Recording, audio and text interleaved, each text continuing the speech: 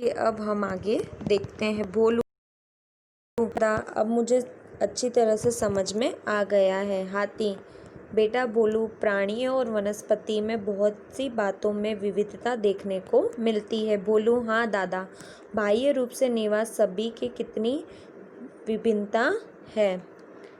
हाथी, केवल बाह्य रूप से और निवास की दृष्टि से ही नहीं, उपयोग की दृष्टि से भी हमारे अंदर विविधता है। चलिए अब आगे देखिए। यहाँ पे आपको चर्चा करनी है दैनिक जीवन में उपयोगी वस्तु जो हमें प्राणी और वनस्पति से मिलती है। तो देखिए, रोटी आपको किससे मिलता है? वनस्पति से। फल, वनस्पति से। लकड़ी, वनस्पति से। ऊन, प्राणियों से। फूल, वनस्पति से। सब्जी, वनस्पति से। दूध, प्राणियों से। दही, प्राणियों से। घी, प्राणियों से। अचार, वनस्पति से। लकड़ी की कुर्सी, वनस्पति से। तो इस तरीके से आपको लिखना है। तो मैंने यहाँ पे खाली लाइनिंग की है, यहाँ पे आपको वनस्पति और प्राणी लिखना है, ठीक है। चलिए अब आगे।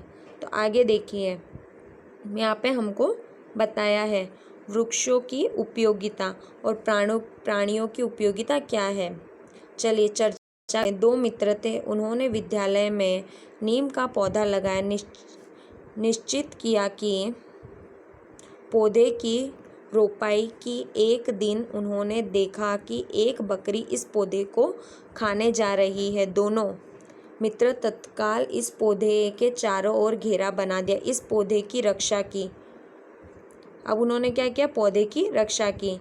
ऐसा कहा जाएगा, पौधे को तैयार करने के लिए खाद, पानी और गुड़ाई करना, पौधे का संवर्धन करना कहा जा सकता है। हाथी, भोलू, अब समझ में आ गया, संरक्षण और संवर्धन किसे कहते हैं?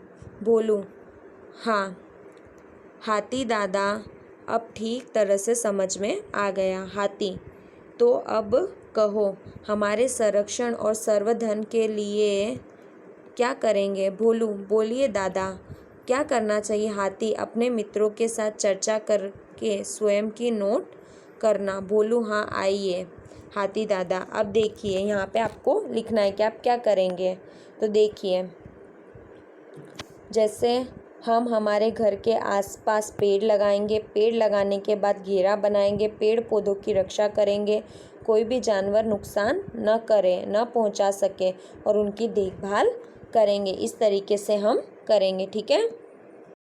चलिए अब आगे सोचकर कहिए, अपने विद्यालय में कौन कौन से पौधे लगाए हैं। तो आपने जो पौधे लगाए हैं उनका नाम यहाँ पे लिखना है। जैसे तुलसी हुआ।